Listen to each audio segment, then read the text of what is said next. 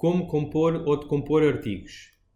Temos que ter primeiro os artigos criados, portanto, tabelas, artigos, artigos. Eu vou dar aqui exemplo, por exemplo, para a composição de um computador. Temos que ter o principal criado, por exemplo, para criar bastará clicar no botão novo. Eu aqui vou editar. Tenho então a descrição do computador.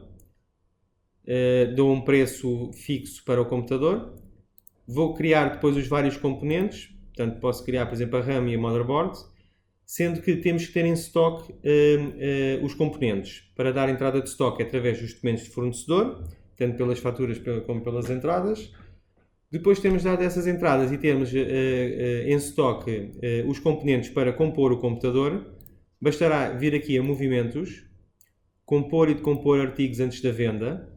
Temos a opção do computador, que para ele aparecer aqui nesta opção, na ficha do artigo, portanto, na parte do computador, selecionamos, temos que colocar aqui na parte do composto a situação antes da venda com composição ou sem composição, para aparecer a formação dos componentes, sim ou não. Para adicioná-los, bastará, depois de selecionar, clicar aqui neste gráfico e adicionado os artigos, acrescentamos os componentes. Depois guardamos.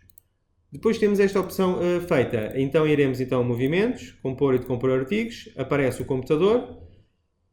Quando clicamos aqui em compor o computador ou decompor, quando eu utilizo a parte do compor, ele vai-me dar a quantidade máxima que eu tenho em estoque do valor máximo do componente que tiver. Por exemplo, eu tenho lá dois, que é a RAM e a motherboard, e o máximo que eu tenho é 4 de cada um deles.